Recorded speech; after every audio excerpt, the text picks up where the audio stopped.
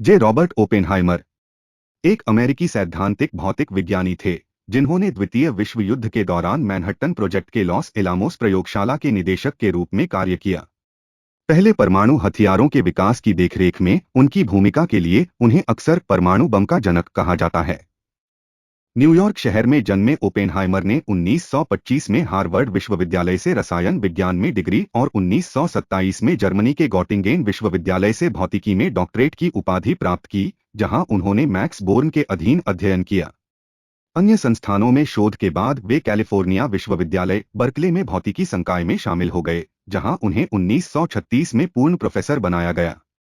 Oppenheimer ने quantum यांत्रिकी और परमाणु भौतिकी के क्षेत्र में भौतिकी में महत्वपूर्ण योगदान दिया, जिसमें आणविक तरंग कार्यों के लिए बोर्न-ओपेनहाइमर सन्निकटन शामिल है, पॉजिट्रॉन के सिद्धांत, क्वांटम इलेक्ट्रोडायनामिक्स और क्वांटम क्षेत्र सिद्धांत पर काम और परमाणु संलयन में ओपेनहाइमर-फिलिप्स प्रक्रिया। अपने छात्रों के साथ उन्होंने खगोल भौतिकी में भी बड़ा योगदान दिया। 1942 में ओपेनहाइमर को मैनहट्टन प्रोजेक्ट पर काम करने के लिए भर्ती किया गया था और 1943 में उन्हें न्यू मैक्सिको में लॉस एलामोस प्रयोगशाला में परियोजना के निदेशक नियुक्त किया गया, जिसे पहला परमाणु हथियार विकसित करने का काम सौंपा गया था। उनके नेतृत्व और वैज्ञानिक विशेषज्ञता ने परियोजना की सफलता में महत्वपूर्ण भूमिका निभाई और 16 जुलाई 1945 को वे परमाणु बम ट्रिनिटी के पहले परीक्षण में मौजूद थे। अगस्त 1945 में जापान पर हिरोशिमा और नागासाकी के परमाणु बम विस्फोटों में हथियारों का इस्तेमाल किया गया था, जो आज तक संघर्ष में परमाणु हथियारों का एकमात्र उपयोग है। 1947 में ओपेनहाइमर को प्रिंसटन, न्यू जर्सी में उन्नत अध्ययन संस्थान का निदेशक और नए संयुक्त राज्य परमाणु ऊर्जा आयोग (AEC) की सामान्य सलाहकार समिति का अध्यक्ष नियुक्त किया गया। उन्होंने सोवियत संघ के साथ हथियारों की दौड़ को रोकने के लिए परमाणु ऊर्जा और हथियारों के अंतर्राष्ट्रीय नियंत्रण की पैरवी की और बाद में आंशिक रूप से नैतिक आधार पर हाइड्रोजन बम के विकास का विरोध किया।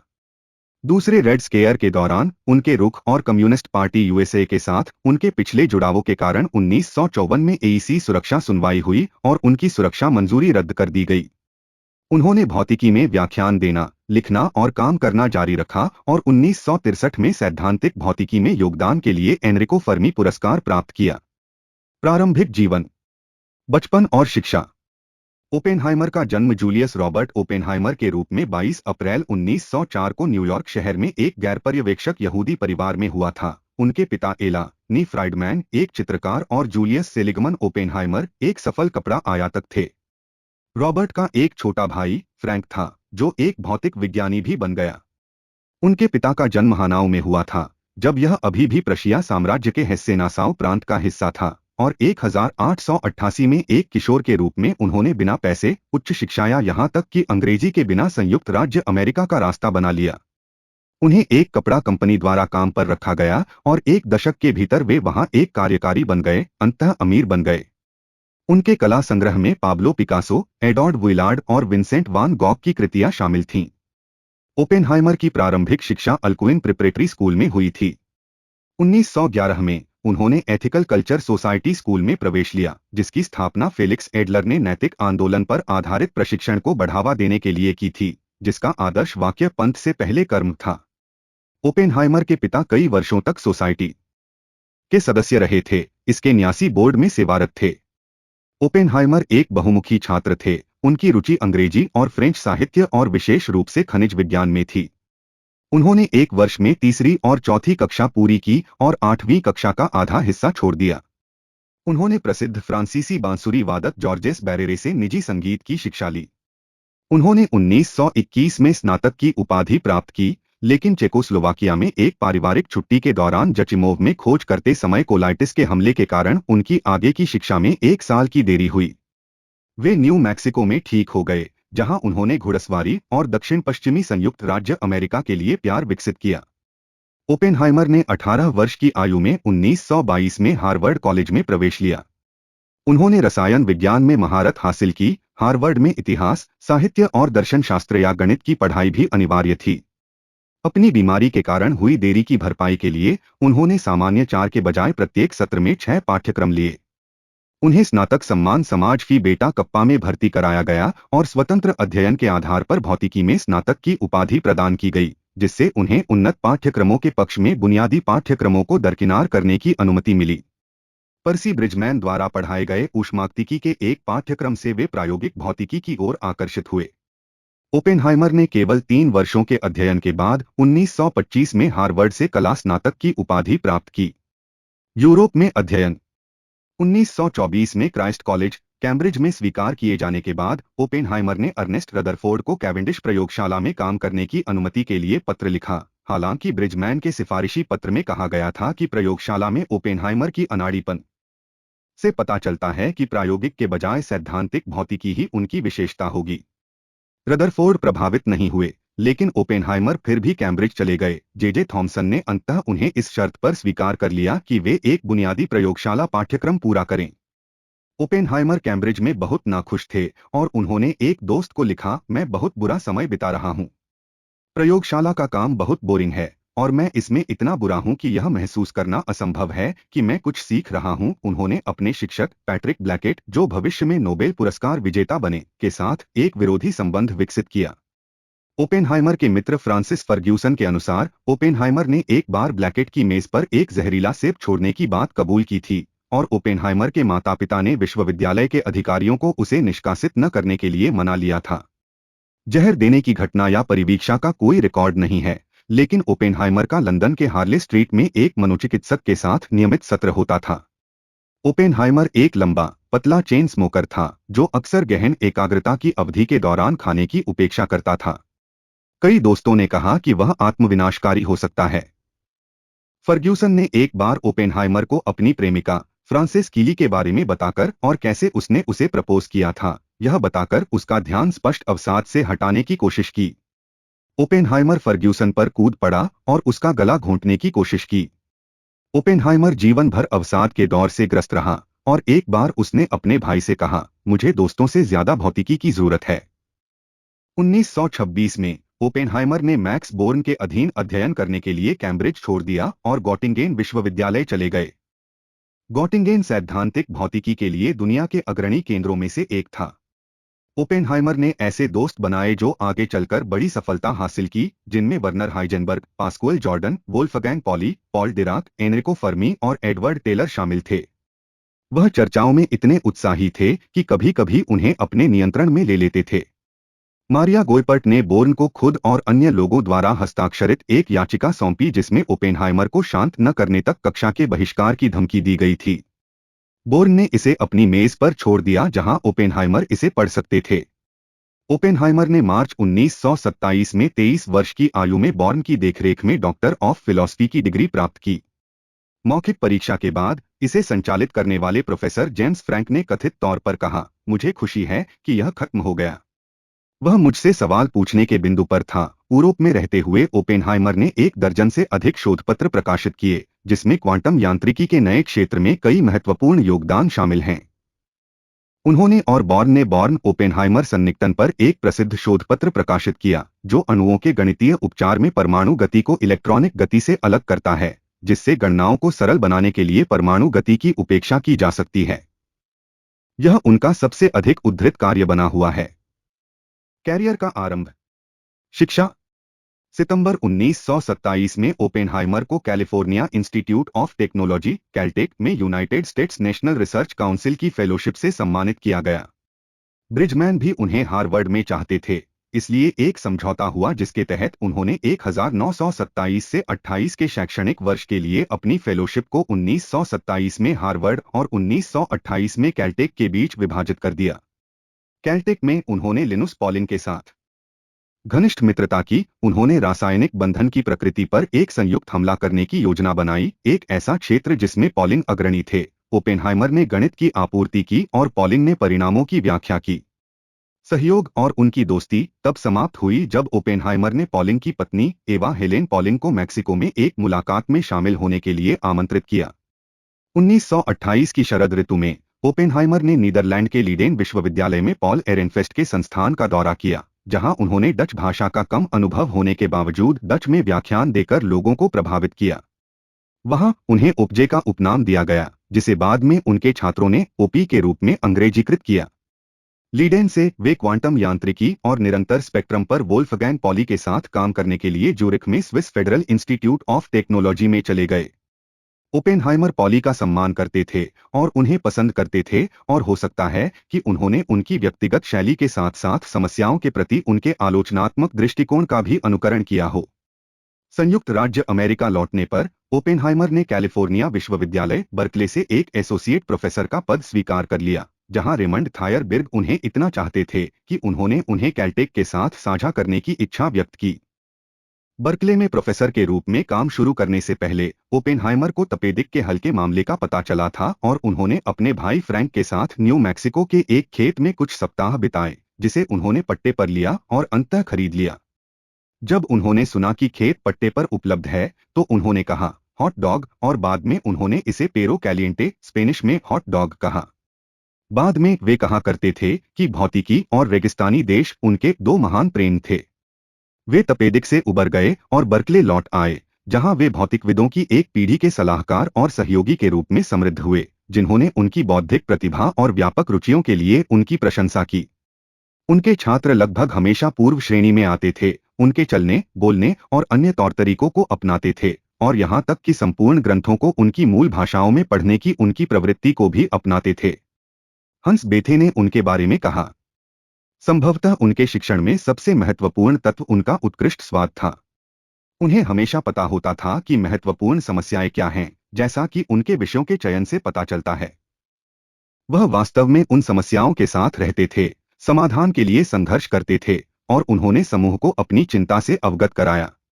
अपने सुनहरे दिनों में उनके समूह में लगभग 8 या 10 स्नातक छात्र और लगभग 6 पोस्टडॉक्टरल फेलो थे।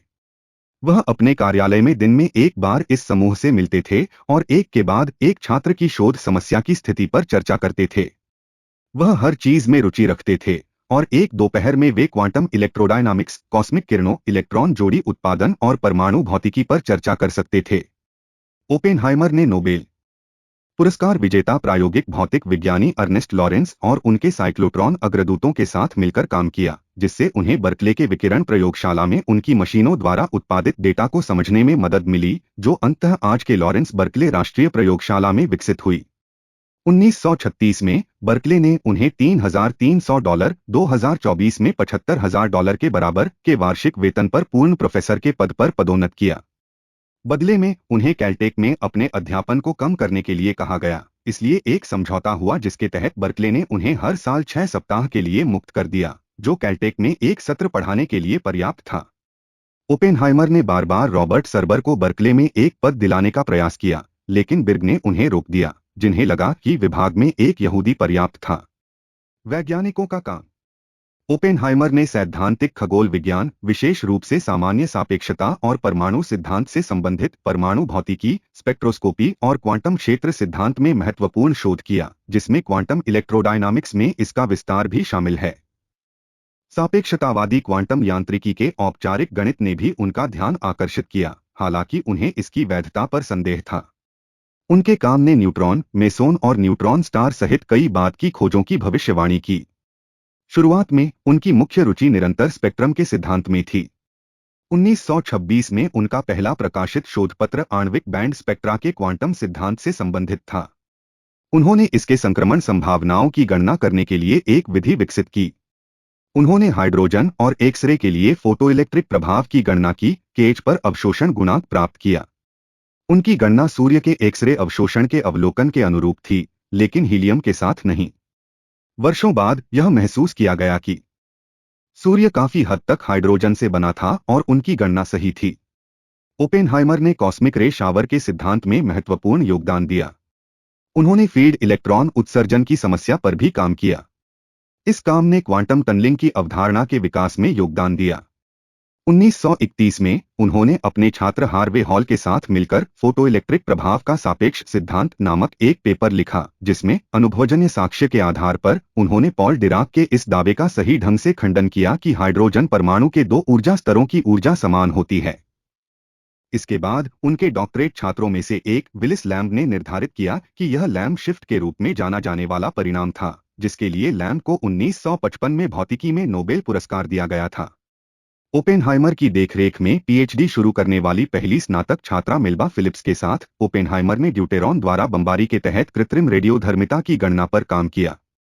जब अर्नेस्ट लॉरेंस और एडविन मैकमिलन ने ड्यूटेरॉन के साथ नाभिक पर बमबारी की तो उन्होंने पाया कि परिणाम जॉर्ज गामो की भविष्यवाणियों से काफी हद तक सहमत थे, लेकिन जब उच्च ऊर्जा और भारी नाभिक शामिल थे तो परिणाम भविष्यवाणियों के अनुरूप नहीं थे।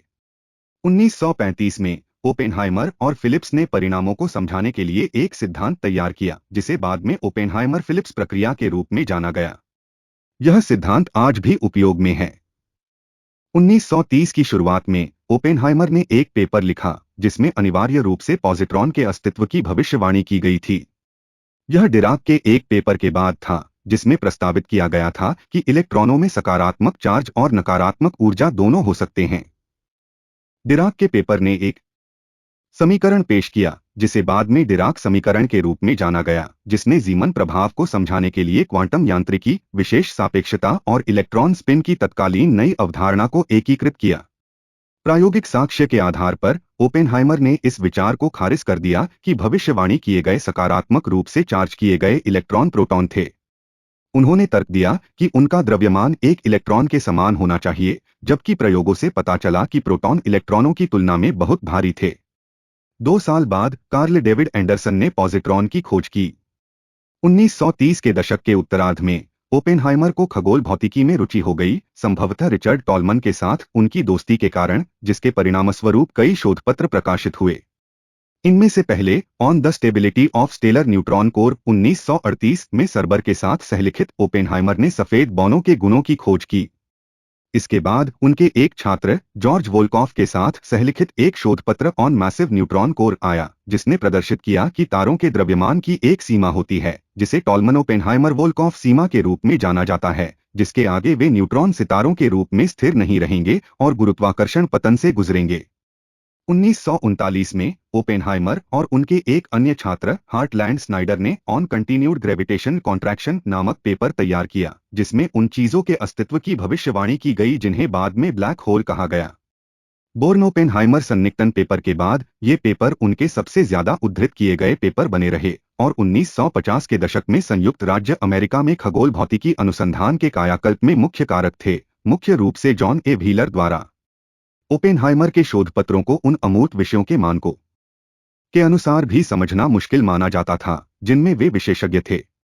वे भौतिक सिद्धांतों को प्रदर्शित करने के लिए सुरुचिपूर्ण यद्यपि अत्यंत जटिल गणितीय तकनीकों का उपयोग करने के शौकीन थे, हालांकि कभी-कभी उन्हें गणितीय गलतियां करने के लिए आलोचना का सामना करना पड़ता था, संभवतः जल्दबाजी में। उनके छात्र स्नाइडर ने कहा, उनकी भौतिकी अच्छी थी, लेकिन उनका अंकगणित भयानक था। द्वितीय विश्व युद्ध के बाद ओपेनहाइमर ने केवल 5 वैज्ञानिक पत्र प्रकाशित किए, उनमें से एक बायोफिजिक्स में था, और 1950 के बाद कोई भी नहीं। मरे गेलमान, जो बाद में नोबेल विजेता बने, जिन्होंने एक विजिटिंग वैज्ञानिक के रूप में 1951 में इंस्टीट्यूट फॉर एडवांस्ड स्टडी में उनके साथ काम किया, ने यह राय पेश की। उनके पास सीट्स फ्लेश बैठे हुए मांस जैसी कोई चीज नहीं थी जब आप कुर्सी पर बैठते हैं। जहां तक मुझे पता है, उन्होंने कभी कोई लंबा पेपर नहीं लिखा या कोई लंबी गणना नहीं की, इस तरह की कोई भी चीज। उनके पास इसके लिए धैर्य नहीं था। उनके अपने काम में छोटे-छोटे अपरकेस शामिल थे, लेकिन काफी शानदार थे। लेकिन उन्होंने अन्य लोगों को कुछ करने के लिए प्रेरित किया, और उनका प्रभाव शानदार था। निजी और राजनीतिक जीवन। ओपेनहाइमर की मां की मृत्यु 1931 में हो गई और वह अपने पिता के और करीब आ गए, जो हालांकि अभी भी न्यूयॉर्क में रहते थे, लेकिन कैलिफोर्निया में अक्सर आते जाते रहते थे। जब उनके पिता की मृत्यु 1937 में हुई और उन्होंने $3,92,602 2024 में $8.6 मिलियन के बराबर ओपेनहाइमर और उनके भाई फ्रैंक के बीच बांटने के लिए छोड़ा, तो ओपेनहाइमर ने तुरंत एक वसीयत लिखी जिसमें उन्होंने अपनी संपत्ति कैलिफोर्निया विश्वविद्यालय को स्नातक छात्रवृत्ति के लिए इस्तेमाल करने के लिए छोड़ दी। राजनीति। 1920 के दशक के दौरान ओपेनहाइमर विश्व मामलों के बारे में अनभिज्ञ रहे। उन्होंने दावा किया कि उन्होंने समाचार पत्र या लोकप्रिय पत्रिकाएं नहीं पढ़ी और 1929 के वॉल स्ट्रीट क्रैश के बारे में केवल तब पता चला जब वे दुर्घटना होने के 6 महीने बाद अर्नेस्ट लॉरेंस के साथ सैर पर थे। उन्होंने एक बार टिप्पणी की थी कि उन्होंने 1936 के राष्ट्रपति चुनाव तक कभी वोट नहीं डाला। 1934 से वह राजनीति और अंतर्राष्ट्रीय मामलों के बारे में अधिक चिंतित हो गए। 1934 में उन्होंने अपने वार्षिक वेतन का 3% लगभग $100 2024 में $2,400 के बराबर नाजी जर्मनी से भाग रहे जर्मन भौतिकविदों का समर्थन करने के लिए 2 साल के लिए निर्धारित किया। 1934 के वेस्ट कोस्ट वाटरफ्रंट स्ट्राइक के दौरान उन्होंने और उनके कुछ छात्रों, जिनमें मिल्बा फिलिप्स और सरबर शामिल थे। 1936 में स्पेनिश गृहयुद्ध छिड़ने के बाद ओपेनहाइमर ने स्पेनिश रिपब्लिकन के लिए धन जुटाने वाले कार्यक्रमों की मेजबानी की। 1939 में वे American Committee for Democracy and Intellectual Freedom में शामिल हो गए, जिसने नाजी जर्मनी में यहूदी वैज्ञानिकों के उत्पीड़न के खिलाफ अभियान चलाया। उस दौर के ज्यादातर उदारवादी समूहों की तरह समिति को बाद में कम्युनिस्ट फ्रंट का नाम दिया गया। ओपेनहाइमर के कई करीबी सहयोगी 1930 या 1940 के दशक में कम्युनिस्ट पार्टी में सक्रिय थे, जिनमें उनके भाई फ्रैंक की पत्नी जैकी, किट्टी, जीन टैटलॉक, उनकी मकान मालकिन मैरी एलेन वॉशबर्न और बर्कले में उनके कई स्नातक छात्र शामिल थे। ओपेनहाइमर पार्टी के सदस्य थे या नहीं, इस पर बहस होती रही है। कैसिडी का कहना है कि वह कभी भी खुले तौर पर कम्युनिस्ट पार्टी यूएसए (सीपीयूएसए) में शामिल नहीं हुए, लेकिन हेंस क्लेहर और वासिलिव का कहना है कि वह वास्तव में 1930 के दशक के अंत में सीपीयूएसए के एक छिपे हुए सदस्य थे। 1937 से 1942 तक ओपेनहाइमर बर्कले में एक ऐसे समूह के सदस्य थे जिसे वे चर्चा समूह कहते थे, जिसके बारे में साथी सदस्यों हाकोन शेवेलियर और गॉर्डन ग्रिफिथ्स ने बाद में कहा कि यह बर्कले संकाय के लिए कम्युनिस्ट पार्टी की एक बंद गुप्त इकाई थी। संघीय जांच ब्यूरो (FBI) ने मार्च 1941 में ओपेनहाइमर पर एक फाइल खोली। इसमें दर्ज किया गया कि उन्होंने दिसंबर 1940 में शेवेलियर के घर पर एक बैठक में भाग लिया था, जिसमें कम्युनिस्ट पार्टी के कैलिफोर्निया राज्य सचिव विलियम श्नाइडरमैन और इसके कोषाध्यक्ष आइजैक फोल्कॉफ भी शामिल थे। FBI ने नोट किया कि Oppenheimer American Civil Liberties Union की कार्यकारी समिति में थे, जिसे वह एक कम्युनिस्ट फ्रंट संगठन मानता था। इसके तुरंत बाद FBI ने राष्ट्रीय आपातकाल के मामले में गिरफ्तारी के लिए ओपेनहाइमर को अपने कस्टोडियल डिटेंशन इंडेक्स में शामिल कर लिया। 1942 में जब वे मैनहट्टन प्रोजेक्ट में शामिल हुए तो ओपेनहाइमर ने अपनी निजी सुरक्षा प्रश्नावली पर लिखा कि वे पश्चिमी तट पर लगभग हर कम्युनिस्ट फ्रंट संगठन के सदस्य रहे हैं। सालों बाद उन्होंने दावा किया कि उन्हें यह लिखना याद नहीं है कि यह सच नहीं था, और अगर उन्होंने इस तरह कुछ लिखा भी था तो वह एक मजाकिया अतिशयोक्ति थी। 79 वे पीपुल्स वर्ल्ड के ग्राहक थे, जो कम्युनिस्ट पार्टी का अंग था, और उन्होंने 1954 में गवाही दी, मैं कम्युनिस्ट आंदोलन से जुड़ा था।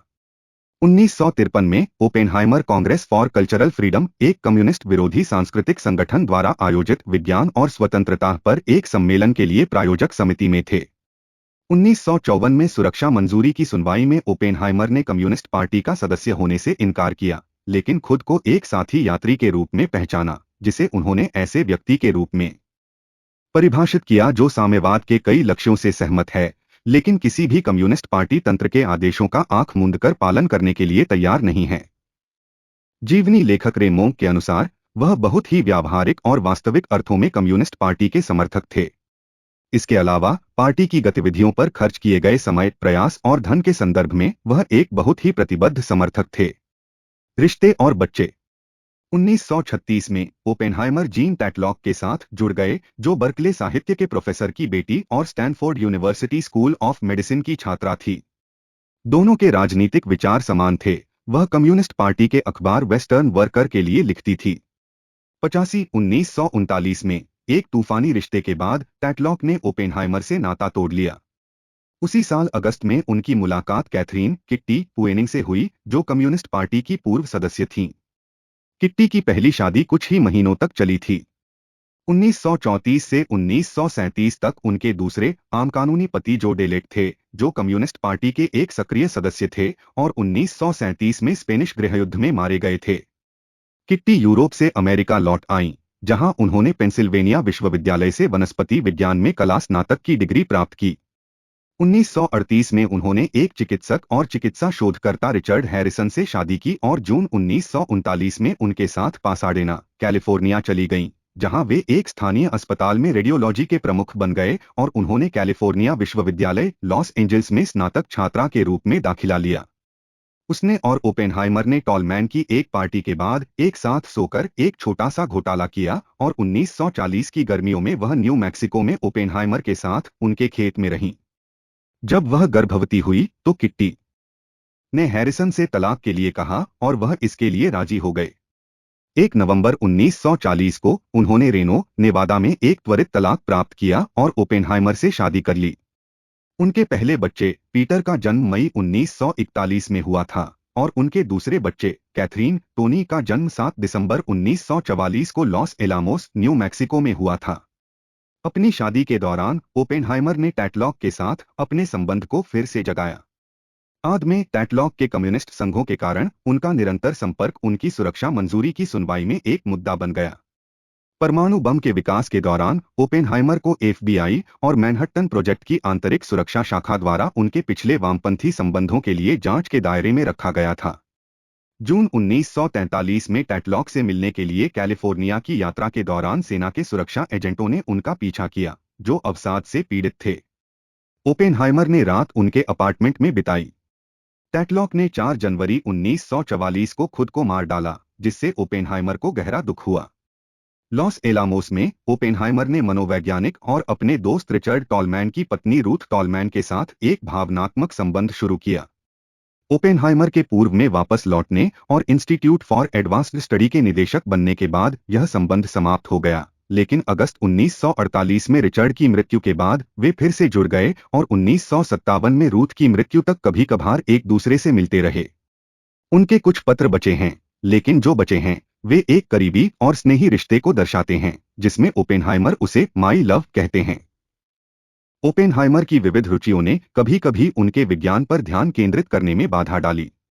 उन्हें कठिन चीजें पसंद थीं और चूंकि वैज्ञानिक कार्य उनके ये आसान लगते थे, इसलिए उन्होंने रहस्यमय और गूढ़ चीजों में रुचि विकसित की।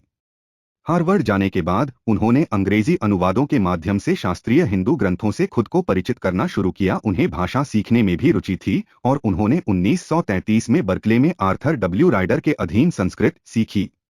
उन्होंने अंततः भगवद गीता और मेघदूत जैसी साहित्यिक कृतियों को मूल संस्कृत में पढ़ा और उन पर गहराई से विचार किया। बाद में उन्होंने गीता को उन पुस्तकों में से एक बताया जिसने उनके जीवन दर्शन को सबसे अधिक आकार दिया। उन्होंने अपने भाई को लिखा कि गीता बहुत आसान और काफी अद्भुत थी। बाद में उन्होंने इसे किसी भी ज्ञात भाषा में मौजूद सबसे सुंदर दार्शनिक गीत कहा और इसकी प्रतियां अपने दोस्तों को उपहार के रूप में दी और अपनी डेस्क के पास बुकशेल्फ पर एक व्यक्तिगत घिसी-पिटी प्रति रखी। लॉस एलामोस प्रयोगशाला का निर्देशन करते समय वे इसका संदर्भ देते रहे और लॉस एलामोस में राष्ट्रपति फ्रैंकलिन रूजवेल्ट की स्मारक सेवा में गीता से एक अंश उद्धृत किया। उन्होंने अपनी कार का नाम गरुड़ रखा, जो हिंदू भगवान विष्णु का पक्षी है। ओपेनहाइमर कभी भी पारंपरिक अर्थों में हिंदू नहीं बने, वह किसी मंदिर में शामिल नहीं हुए और न ही किसी भगवान से प्रार्थना की। वह भगवद गीता के आकर्षण और सामान्य ज्ञान से वास्तव में प्रभावित थे, उनके भाई ने कहा। यह अनुमान लगाया जाता है कि हिंदू विचारों में ओपेनहाइमर की रुचि नील्स बोहर के साथ उनके शुरुआती जुड़ाव के दौरान शुरू हुई थी। बोहर और ओपेनहाइमर दोनों ही प्राचीन हिंदू पौराणिक कहानियों और उनमें निहित तत्वमीमांसा के बारे में बहुत विश्लेषणात्मक और आलोचनात्मक थे।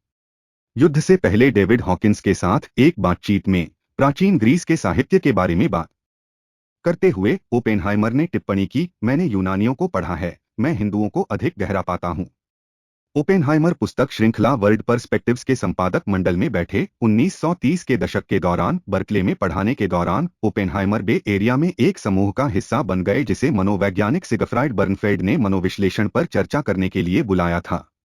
उनके करीबी विश्वासपात्र और सहयोगी इसिडोर इसहाक रबी, जिन्होंने बर्कले, लॉस एलामोस और प्रिंसटन के वर्षों के दौरान ओपेनहाइमर को देखा था, आश्चर्यचकित थे कि ओपेनहाइमर की प्रतिभा वाले लोग खोज करने लायक हर चीज की खोज क्यों नहीं कर पाते, ने प्रतिबिंबित किया कि ओपेनहाइमर उन क्षेत्रों में अत्यधिक शिक्षित थे जो वैज्ञानिक परंपरा से बाहर थे, जैसे कि धर्म में उनकी रुचि, विशेष रूप से हिंदू धर्म में, जिसके परिणामस्वरूप ब्रह्मांड के रहस्य के प्रति उनकी भावना लगभग कोहरे की तरह उनके चारों ओर थी।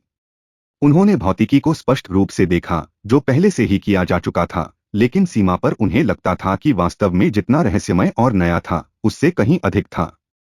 उन्होंने सैद्धांतिक भौतिकी के कठिन, अपरिष्कृत तरीकों से दूर होकर व्यापक अंतर्ज्ञान के रहस्यमय क्षेत्र में प्रवेश किया। ओपेनहाइमर में सांसारिकता का तत्व कमजोर था, फिर भी यह अनिवार्य रूप से यह आध्यात्मिक गुण था, भाषण और तरीके से व्यक्त यह परिष्कार, जो उनके करिश्मे का आधार था। उन्होंने खुद को कभी पूरी तरह से व्यक्त नहीं किया। उन्होंने हमेशा यह महसूस किया कि संवेदनशीलता और अंतर्दृष्टि की गहराई अभी तक प्रकट नहीं हुई है। ये जन्मजात नेता के गुण हो सकते हैं जिनके पास अप्रतिबद्ध शक्ति का भंडार लगता।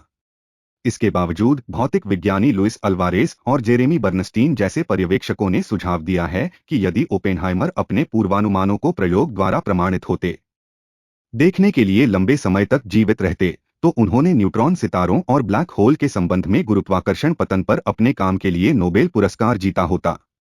पीछे मुड़कर देखें तो कुछ भौतिक विज्ञानी और इतिहासकार इसे उनका सबसे महत्वपूर्ण योगदान मानते हैं, हालांकि उनके जीवनकाल में अन्य वैज्ञानिकों ने इसे नहीं लिया। भौतिक विज्ञानी और इतिहासकार अब्राहम पेस ने एक बार ओपेनहाइमर से पूछा कि वह अपने सबसे महत्वपूर्ण वैज्ञानिक योगदान को क्या मानते हैं। ओपेनहाइमर ने इलेक्ट्रॉनों और पॉजिट्रॉन पर अपने काम का हवाला दिया, गुरुत्वाकर्षण संकुचन पर अपने काम का नहीं। ओपेनहाइमर, मैनहट्टन परियोजना, लॉस एलामोस प्रोजेक्ट वाई। 9 अक्टूबर 1941 को संयुक्त राज्य अमेरिका के द्वितीय विश्व युद्ध में प्रवेश करने से 2 महीने पहले राष्ट्रपति फ्रैंकलिन डी रूजवेल्ट ने एक परमाणु बम विकसित करने के क्रैश कार्यक्रम को मंजूरी दी थी। 21 अक्टूबर को अर्नेस्ट लॉरेंस ओपेनहाइमर को मैनहट्टन प्रोजेक्ट में शामिल किए। ओपेनहाइमर को आर्थर कॉम्पटन द्वारा मेटलर्जिकल प्रयोगशाला में परियोजना के विशिष्ट बम डिजाइन अनुसंधान को संभालने के लिए नियुक्त किया गया था। 18 मई 1942 को राष्ट्रीय रक्षा अनुसंधान समिति के अध्यक्ष जेम्स बी कॉनेंट ने, जो हार्वर्ड में ओपेनहाइमर के व्याख्याताओं में से एक थे, ओपेनहाइमर को फास्ट न्यूट्रॉन गणनाओं पर काम संभालने के लिए कहा, एक ऐसा कार्य जिसे ओपेनहाइमर ने पूरी ताकत से किया। उन्हें रैपिड रप्चर के समन्वयक की उपाधि दी गई। उनके पहले कार्यों में से एक बर्कले में परमाणु बम सिद्धांत के लिए एक ग्रीष्मकालीन स्कूल की मेजबानी करना था। यूरोपीय भौतिकविदों और उनके अपने छात्रों का मिश्रण सरबर, एमिल कोनोपिंस्की, फेलिक्स ब्लोच, हंस बेथे और एडवर्ड टेलर सहित एक समूह बम बनाने के लिए क्या करने की आवश्यकता है और किस क्रम में, इसकी गणना करके खुद को व्यस्त रखता था। जून 1942 में अमेरिकी सेना ने परमाणु बम परियोजना में अपना हिस्सा संभालने के लिए मैनहट्टन इंजीनियर डिस्ट्रिक्ट की स्थापना की, जिससे वैज्ञानिक अनुसंधान और विकास कार्यालय से सेना को जिम्मेदारी हस्तांतरित करने की प्रक्रिया शुरू हुई। सितंबर में brigadier general Leslie R Groves junior को मैनहट्टन प्रोजेक्ट के रूप में जाना जाने वाला निदेशक नियुक्त किया गया। 12 अक्टूबर 1942 तक ग्रोस और ओपेनहाइमर ने फैसला किया था कि सुरक्षा और सामंजस्य के लिए उन्हें दूरस्थ स्थान पर एक केंद्रीकृत गुप्त अनुसंधान प्रयोगशाला स्थापित करने की आवश्यकता थी। ग्रोस ने ओपेनहाइमर को परियोजना की गुप्त हथियार प्रयोगशाला का नेतृत्व करने के लिए चुना, हालांकि यह ठीक से ज्ञात नहीं है कि कब। इस फैसले ने कई लोगों को आश्चर्यचकित कर दिया, क्योंकि ओपेनहाइमर के वामपंथी राजनीतिक विचार थे और बड़ी परियोजनाओं के नेता के रूप में उनका कोई रिकॉर्ड नहीं था। ग्रोस को चिंता थी कि क्योंकि ओपेनहाइमर के पास नोबेल पुरस्कार नहीं था, इसलिए उनके पास साथी वैज्ञानिकों को निर्देशित करने की प्रतिष्ठा नहीं हो सकती थी। लेकिन ग्रोस ओपेनहाइमर की परियोजना के व्यावहारिक पहलुओं की विलक्षण समझ और उनके ज्ञान की चौड़ाई से प्रभावित थे। एक सैन्य इंजीनियर के रूप में ग्रोव्स जानते थे कि यह एक अंतःविषय परियोजना में महत्वपूर्ण होगा, जिसमें न केवल भौतिकी बल्कि रसायन विज्ञान, धातु विज्ञान, आयुध और इंजीनियरिंग भी शामिल होंगे। ग्रोव्स ने ओपेनहाइमर में कुछ ऐसा भी पाया जो कई अन्य लोगों ने नहीं पाया। ओपेनहाइमर के पिछले संबंधों को नजरअंदाज नहीं किया गया, लेकिन 20 जुलाई 1943 को ग्रोव्स ने निर्देश दिया कि उन्हें बिना किसी देरी के सुरक्षा मंजूरी मिल जाए, चाहे आपके पास श्री ओपेनहाइमर के बारे में जो भी जानकारी हो। वह इस परियोजना के लिए बिल्कुल आवश्यक है। रवि ने ओपेनहाइमर की नियुक्ति को जनरल ग्रोस की ओर से एक वास्तविक प्रतिभा का प्रदर्शन माना, जिन्हें आम तौर पर प्रतिभाशाली नहीं माना जाता था। ओपेनहाइमर ने प्रयोगशाला के लिए न्यू मैक्सिको में एक स्थान का पक्ष लिया, जो उनके खेत से ज्यादा दूर नहीं था। 16 नवंबर 1942 को उन्होंने, ग्रोस और अन्य लोगों ने एक संभावित स्थल का दौरा किया। ओपेनहाइमर को डर था कि इसके चारों ओर ऊंची चट्टानें क्लॉस्ट्रोफोबिक महसूस कराएंगी और संभावित बाढ़ के बारे में चिंता थी। फिर उन्होंने एक ऐसी जगह का सुझाव दिया जिसे वे अच्छी तरह से जानते थे, सांता फे, न्यू मैक्सिको के पास एक सपाट मेसा, जो एक निजी लड़कों के school loss Alamos range school का स्थल था। इंजीनियरों को खराब पहुंच मार्ग और पानी की आपूर्ति के बारे में चिंता थी, लेकिन अन्यथा उन्हें लगा कि यह आदर्श है। लॉस अलामोस प्रयोगशाला को स्कूल की साइट पर बनाया गया था। इसकी कुछ इमारतों को अपने कब्जे में ले लिया, जबकि कई नई इमारतों को बहुत जल्दबाजी में बनाया गया था। लॉस एलामोस को शुरू में एक सैन्य प्रयोगशाला माना जाता था और ओपेनहाइमर और अन्य शोधकर्ताओं को सेना में नियुक्त किया जाना था। वह इतना आगे बढ़ गया कि उसने खुद के लिए लेफ्टिनेंट कर्नल की वर्दी का ऑर्डर दिया और सेना की शारीरिक परीक्षा दी, जिसमें वह असफल रहा। सेना के डॉक्टरों ने उसे 128 पाउंड 58 किलोग्राम कम वजन का माना, उसकी पुरानी खांसी का निदान तपेदिक के रूप में किया और उसके पुराने लंबोसेक्रल जोड़ के दर्द के बारे में चिंतित थे। वैज्ञानिकों को नियुक्त करने की योजना तब विफल हो गई जब रबी और रॉबर्ट बाकर ने इस विचार पर आपत्ति जताई। कॉनेट, ग्रोस और ओपेनहाइमर ने एक समझौता तैयार किया जिसके तहत कैलिफोर्निया विश्वविद्यालय ने युद्ध विभाग के अनुबंध के तहत प्रयोगशाला का संचालन किया। जल्द ही यह पता चला कि ओपेनहाइमर ने परियोजना के परिमाण को बहुत कम करके आंका था। ओपेनहाइमर को शुरू में बड़े समूहों के संगठनात्मक विभाजन में कठिनाई हुई, लेकिन लॉस एलामोस में स्थायी निवास लेने के बाद उन्होंने बड़े पैमाने पर प्रशासन की कला को तेजी से सीखा। उन्हें परियोजना के सभी वैज्ञानिक पहलुओं में महारत हासिल करने और वैज्ञानिकों और सेना के बीच अपरिहार्य सांस्कृतिक संघर्षों को नियंत्रित करने के उनके प्रयासों के लिए जाना जाता था। विक्टर वीस्कोफ ने लिखा, ओपेनहाइमर ने सैद्धांतिक और प्रायोगिक दोनों तरह के अध्ययनों को शब्दों के वास्तविक अर्थों में निर्देशित किया। यहाँ किसी भी विषय के मुख्य बिंदुओं को समझने में उनकी असाधारण गति निर्णायक कारक थी। वे काम के हर हिस्से के आवश्यक विवरणों से खुद को परिचित कर सकते थे। उन्होंने मुख्यालय से निर्देश नहीं दिए। वे प्रत्येक निर्णायक कदम पर बौद्धिक और शारीरिक रूप से उपस्थित थे। जब कोई नया प्रभाव मापा जाता था, जब कोई नया विचार सामने आता था, तो वे प्रयोगशाला या सेमिनार कक्ष में मौजूद होते थे। ऐसा नहीं था कि उन्होंने बहुत सारे विचार या सुझाव दिए, उन्होंने कभी कभी ऐसा किया, लेकिन उनका मुख्य प्रभाव किसी और चीज से आया। यह उनकी निरंतर और गहन उपस्थिति थी, जिसने हम सभी में प्रत्यक्ष भागीदारी की भावना पैदा की। इसने उत्साह और चुनौती का वह अनूठा माहौल बनाया जो पूरे समय उस जगह पर व्याप्त रहा। बम डिजाइन। युद्ध के इस मोड़ पर वैज्ञानिकों में इस बात को लेकर काफी चिंता थी कि जर्मन परमाणु हथियार कार्यक्रम मैनहट्टन परियोजना से भी तेजी से आगे बढ़ रहा है। 25 मई 1943 को लिखे एक पत्र में ओपेनहाइमर ने जर्मन खाद्य आपूर्ति को जहरीला बनाने के लिए रेडियोधर्मी पदार्थों का उपयोग करने के फर्मी के प्रस्ताव का जवाब दिया। ओपेनहाइमर ने फर्मी से पूछा कि क्या वह रहस्य को बहुत अधिक लोगों को बताए बिना पर्याप्त स्ट्रोंटियम का उत्पादन कर सकता है। ओपेनहाइमर ने आगे कहा, मुझे लगता है कि हमें तब तक कोई योजना नहीं बनानी चाहिए जब तक कि हम भोजन को इतना जहरीला न बना सकें कि आधे मिलियन लोगों की मौत हो जाए।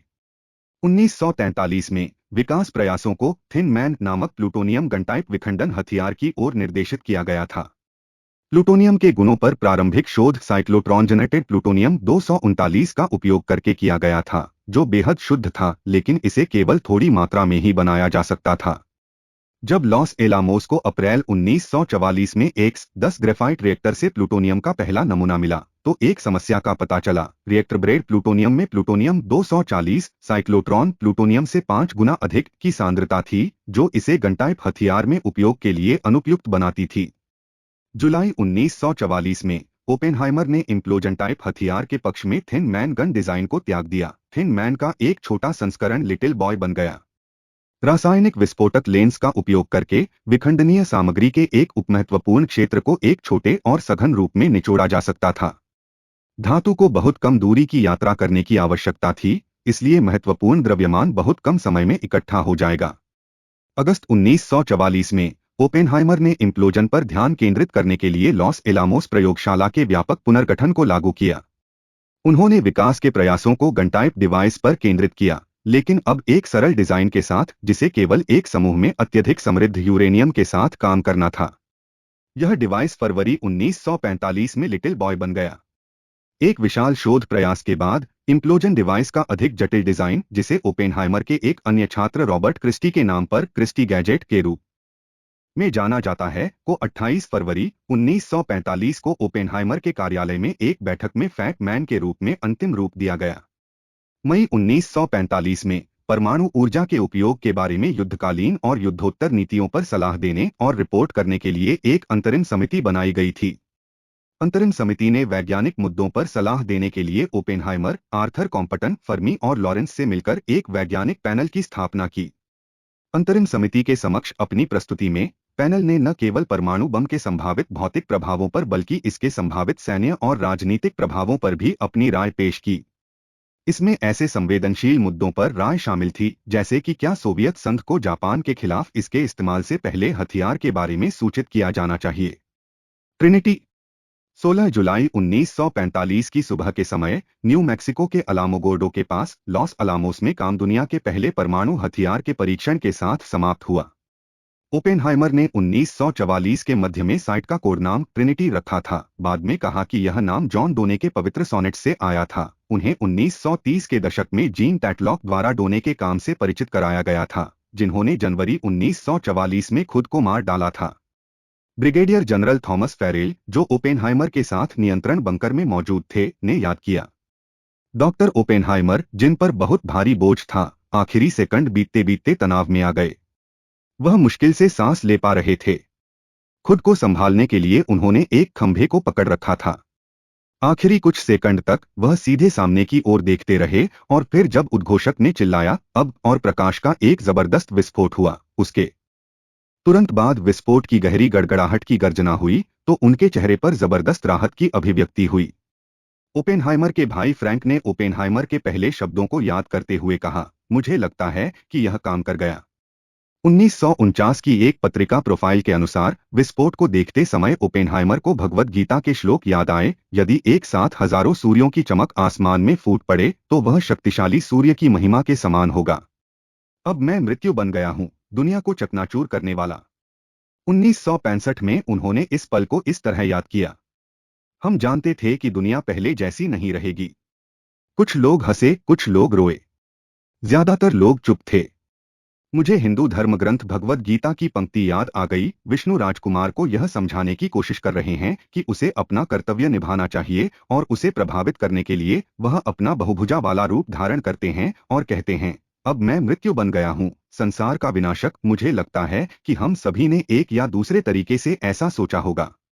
रवि ने कुछ समय बाद ओपेनहाइमर को देखने का वर्णन किया, मैं उनकी चाल को कभी नहीं भूलूंगा। हाई नून की तरह, इस तरह की अकड़। उन्होंने ऐसा किया था। जापान पर बम का उपयोग करने के लिए कई वैज्ञानिकों के विरोध के बावजूद कॉम्पटन, फर्मी और ओपेनहाइमर का मानना था कि एक परीक्षण विस्फोट जापान को आत्मसमर्पण करने के लिए राजी नहीं करेगा। लॉस एलामोस में 6 अगस्त की सभा में हिरोशिमा पर परमाणु बमबारी की शाम ओपेनहाइमर मंच पर आए और पुरस्कार विजेता मुक्केबाज की तरह अपने हाथों को आपस में जोड़ लिया, जबकि भीड़ जयकार कर रही थी। उन्होंने खेद व्यक्त किया कि हथियार नाजी जर्मनी के खिलाफ इस्तेमाल के लिए बहुत देर से तैयार हुआ। हालांकि 17 अगस्त को ओपेनहाइमर ने युद्ध सचिव हेनरी एल स्टिम्सन को एक पत्र सौंपने के लिए वाशिंगटन की यात्रा की, जिसमें उन्होंने अपनी घृणा और परमाणु हथियारों पर प्रतिबंध लगाने की अपनी इच्छा व्यक्त की। अक्टूबर में उन्होंने राष्ट्रपति हैरी एस ट्रूमैन से मुलाकात की, जिन्होंने सोवियत संघ के साथ हथियारों की दौड़ के बारे में ओपेनहाइमर की चिंता को खारिज कर दिया और यह विश्वास किया कि परमाणु ऊर्जा को अंतर्राष्ट्रीय नियंत्रण में होना चाहिए। जब ओपेनहाइमर ने कहा, श्रीमान राष्ट्रपति, मुझे लगता है कि मेरे हाथों पर खून है, तो ट्रूमैन क्रोधित हो गए। उन्होंने जवाब दिया कि वह, ट्रूमैन, जापान के खिलाफ परमाणु हथियारों का उपयोग करने के निर्णय के लिए पूरी तरह से जिम्मेदार थे, और बाद में कहा, मैं इस कार्यालय में उस कमीने को फिर कभी नहीं देखना चाहता। लॉस एलामोस के निदेशक के रूप में उनकी सेवाओं के लिए ओपेनहाइमर को 1946 में ट्रूमैन द्वारा मेडल फॉर मेरिट से सम्मानित किया गया। युद्धोत्तर गतिविधियां। हिरोशिमा और नागासाकी पर बमबारी के बाद जब जनता को मैनहट्टन परियोजना के बारे में पता चला, तो ओपेनहाइमर अचानक परमाणु बम के जनक के रूप में एक घरेलू नाम बन गए, विज्ञान के राष्ट्रीय प्रवक्ता बन गए, जो एक नए प्रकार की तकनीकी शक्ति के प्रतीक थे। वे लाइफ और टाइम के कवर पर दिखाई दिए। परमाणु भौतिकी एक शक्तिशाली शक्ति बन गई क्योंकि राष्ट्रों ने परमाणु हथियारों द्वारा प्रदान की जाने वाली रणनीतिक और राजनीतिक शक्ति का एहसास किया। अपनी पीढ़ी के कई वैज्ञानिकों की तरह ओपेनहाइमर को लगा कि परमाणु बमों से सुरक्षा केवल एक अंतर्राष्ट्रीय संगठन जैसे कि नवगठित संयुक्त राष्ट्र से ही आ सकती है, जो परमाणु हथियारों की दौड़ को रोकने के लिए एक कार्यक्रम शुरू कर सकता है। उन्नत अध्ययन संस्थान। नवंबर 1945 में ओपेनहाइमर ने कैलटेक लौटने के लिए लॉस एलामोस छोड़ दिया, लेकिन जल्द ही पाया कि उनका दिल अब पढ़ाने में नहीं था। 1947 में उन्होंने प्रिंसटन, न्यू जर्सी में इंस्टीट्यूट फॉर एडवांस्ड स्टडी के निदेशक का पद संभालने के लिए लुईस स्ट्रॉस के प्रस्ताव को स्वीकार कर लिया। इसका मतलब था पूर्व की ओर वापस जाना और अपने दोस्त रिचर्ड टॉलमन की पत्नी रूथ टॉलमन को छोड़ना, जिसके साथ लॉस एलामोस छोड़ने के बाद उनका प्रेम संबंध शुरू हो गया था। यह नौकरी $20,000 प्रति वर्ष के वेतन के साथ आई थी, साथ ही निर्देशक के घर में किराया मुक्त आवास, एक 17वीं सदी का मनोर जिसमें एक रसोइया और ग्राउंडकीपर था, जो 265 एकड़ 107 हेक्टेयर वुडलैंड्स से घिरा हुआ था। उनके कला संग्रह में Cezanne, Derain, Despiau, de Vlaminck, Picasso, Rembrandt, Renoir, van Gogh और वुइलार्ड की कृतियां शामिल थीं। ओपेनहाइमर ने अपने समय के सबसे प्रासंगिक सवालों के जवाब देने के लिए विभिन्न विषयों के बुद्धिजीवियों को एक साथ लाया। उन्होंने कई जाने-माने वैज्ञानिकों के शोध को निर्देशित और प्रोत्साहित किया, जिनमें फ्रीमैन डायसन और चेन निंगयांग और त्सुंगदाओ ली की जोड़ी शामिल हैं, जिन्होंने समता गैर संरक्षण की अपनी खोज के लिए नोबेल पुरस्कार जीता। उन्होंने मानविकी के विद्वानों जैसे टीएस एलियट और जॉर्ज एफ केनन के लिए अस्थायी सदस्यता भी शुरू की। इनमें से कुछ गतिविधियों से गणित संकाय के कुछ सदस्यों को नाराजगी थी, जो चाहते थे कि संस्थान शुद्ध वैज्ञानिक अनुसंधान का गढ़ बना रहे। अब्राहम पेस ने कहा कि ओपेनहाइमर खुद सोचते थे कि संस्थान में उनकी विफलताओं में से एक प्राकृतिक विज्ञान और मानविकी के विद्वानों को एक साथ लाने में असमर्थ होना था। न्यूयॉर्क में सम्मेलनों की एक श्रृंखला के दौरान 1947 में शेल्टर आइलैंड सम्मेलन, 1948 में पोकोनो सम्मेलन और 1949 में ओल्डस्टोन सम्मेलन भौतिकविदों ने युद्ध कार्य से सैद्धांतिक मुद्दों की ओर वापसी की। ओपेनहाइमर के निर्देशन में भौतिकविदों ने युद्ध पूर्व के वर्षों की सबसे बड़ी समस्या को हल किया है, मूल कणों की क्वांटम इलेक्ट्रोडायनामिक्स में अनंत, भिन्न और प्रतीत होने वाली निरर्थक अभिव्यक्तियां। जूलियन श्विंगर, रिचर्ड फेनमैन और शिनिचिरो तोमोनागा ने नियमन की समस्या को हल किया और ऐसी तकनीकें विकसित की जिन्हें पुनर्सामान्यीकरण के रूप में जाना गया। फ्रीमैन डायसन यह साबित करने में सक्षम थे कि उनकी प्रक्रियाएं समान परिणाम देती हैं। मेसोन अवशोषण की समस्या, इससे सेसिल फ्रैंक पॉवेल को सफलता मिली और पियोन की खोज के लिए उन्हें नोबेल पुरस्कार मिला। ओपेनहाइमर ने 1966 तक संस्थान के निदेशक के रूप में कार्य किया, जब उन्होंने अपने गिरते स्वास्थ्य के कारण पद छोड़ दिया। 2023 तक वह संस्थान के सबसे लंबे समय तक सेवा करने वाले निदेशक हैं। परमाणु ऊर्जा आयोग ट्रूमैन द्वारा नियुक्त समिति के सलाहकार बोर्ड के सदस्य के रूप में ओपेनहाइमर ने 1946 के एचेसन लिलियंथल रिपोर्ट को दृढ़ता से प्रभावित किया। इस रिपोर्ट में समिति ने एक अंतर्राष्ट्रीय परमाणु विकास प्राधिकरण के निर्माण की वकालत की, जो सभी विखंडनीय सामग्री और इसके उत्पादन के साधनों जैसे कि खदानों और प्रयोगशालाओं और परमाणु ऊर्जा संयंत्रों का मालिक होगा, जहां इसका उपयोग शांतिपूर्ण ऊर्जा उत्पादन के लिए किया जा सकता है। बर्नार्ड बारूक को इस रिपोर्ट को संयुक्त राष्ट्र के प्रस्ताव में अनुवाद करने के लिए नियुक्त किया गया था, जिसके परिणामस्वरूप 1946 की बारूक योजना बनी। बारूक योजना ने प्रवर्तन के संबंध में कई अतिरिक्त प्रावधान पेश किए, विशेष रूप से सोवियत संघ के यूरेनियम संसाधनों के निरीक्षण की आवश्यकता थी। इसे संयुक्त राज्य अमेरिका के परमाणु एकाधिकार को बनाए रखने के प्रयास के रूप में देखा गया और सोवियत द्वारा खारिज कर दिया गया। इसके साथ ओपेनहाइमर को यह स्पष्ट हो गया कि संयुक्त राज्य अमेरिका और सोवियत संघ के आपसी संदेह के कारण हथियारों की दौड़ अपरिहार्य थी, जिस पर ओपेनहाइमर भी अविश्वास करने लगे थे। 1947 में परमाणु ऊर्जा आयोग (एईसी) के अस्तित्व में आने के बाद, जो परमाणु अनुसंधान और हथियारों के मुद्दों को नियंत्रित करने वाली एक नागरिक एजेंसी थी, ओपेनहाइमर को इसकी सामान्य सलाहकार समिति (जीएसी) का अध्यक्ष नियुक्त किया गया। इस पद से उन्होंने कई परमाणु संबंधी मुद्दों पर सलाह दी, जिसमें परियोजना वित्तपोषण, प्रयोगशाला निर्माण और यहां तक कि अंतर्राष्ट्रीय नीति भी शामिल थी। हालांकि जीएसी की सलाह पर हमेशा ध्यान नहीं दिया गया। जीएसी के अध्यक्ष के रूप में ओपेनहाइमर ने अंतर्राष्ट्रीय हथियार नियंत्रण और बुनियादी विज्ञान के लिए वित्तपोषण के लिए जोरदार पैरवी की और नीति को एक गर्म हथियारों की दौड़ से दूर करने का प्रयास किया।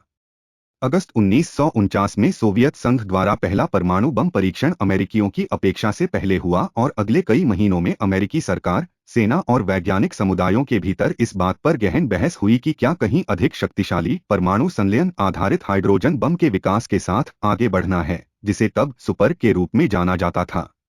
ओपेनहाइमर मैनहट्टन परियोजना के दिनों से ही थर्मोन्यूक्लियर हथियार की संभावना से अवगत थे और उन्होंने उस समय इस संभावना की ओर सीमित मात्रा में सैद्धांतिक शोध कार्य आवंटित किया था, लेकिन विखंडन हथियार विकसित करने की तत्काल आवश्यकता को देखते हुए इससे अधिक कुछ नहीं किया। युद्ध की समाप्ति के तुरंत बाद ओपेनहाइमर ने उस समय सुपर पर काम जारी रखने के खिलाफ तर्क दिया, इसकी आवश्यकता की कमी और इसके उपयोग से होने वाली भारी मानवीय हताहतों के कारण। अब अक्टूबर 1949 में ओपेनहाइमर और जीएसी ने सुपर के विकास के खिलाफ सिफारिश की। वह और अन्य जीएसी सदस्य आंशिक रूप से नैतिक चिंताओं से प्रेरित थे। उन्हें लगा कि इस तरह के हथियार का इस्तेमाल केवल रणनीतिक रूप से किया जा सकता है, जिसके परिणामस्वरूप लाखों मौतें हो सकती हैं। इसलिए इसका उपयोग परमाणु बम से कहीं आगे बढ़कर नागरिक आबादी को खत्म करने की नीति है। उनके पास व्यावहारिक शंकाएं भी थीं, क्योंकि उस समय हाइड्रोजन बम के लिए कोई व्यावहारिक डिजाइन नहीं था। सोवियत संघ द्वारा थर्मोन्यूक्लियर हथियार विकसित करने की संभावना के बारे में जीएसी को लगा कि संयुक्त राज्य अमेरिका के पास किसी भी थर्मोन्यूक्लियर हमले के खिलाफ जवाबी कार्रवाई करने के लिए परमाणु हथियारों का पर्याप्त भंडार हो सकता है। उस संबंध में ओपेनहाइमर और अन्य लोग अवसर लागतों के बारे में चिंतित थे, जो परमाणु रिएक्टरों को परमाणु बम उत्पादन के लिए आवश्यक सामग्रियों से हटाकर थर्मोन्यूक्लियर हथियार के लिए आवश्यक ट्रिटियम जैसी सामग्रियों पर लगाए जाने पर खर्च होंगे। इसके बाद एईसी के बहुमत ने जीएसी की सिफारिश का समर्थन किया और ओपेनहाइमर ने सोचा कि सुपर के खिलाफ लड़ाई जीत जाएगी, लेकिन हथियार के समर्थकों ने व्हाइट हाउस में जोरदार पैरवी की। 31 जनवरी 1950 को ट्रूमैन, जो वैसे भी हथियार के विकास के साथ आगे बढ़ने के लिए तैयार थे, ने ऐसा करने का औपचारिक निर्णय लिया। ओपेनहाइमर और परियोजना के अन्य जीएसी विरोधियों, विशेष रूप से जेम्स कॉनेंट, निराश महसूस कर रहे थे और समिति से इस्तीफा देने पर विचार कर रहे थे। वे रुके रहे, हालांकि हाइड्रोजन बम पर उनके विचार अच्छी तरह से ज्ञात थे। 1951 में टेलर और गणितज्ञ स्टैनिस्लाव उलम ने हाइड्रोजन बम के लिए टेलर-उलम डिजाइन विकसित किया।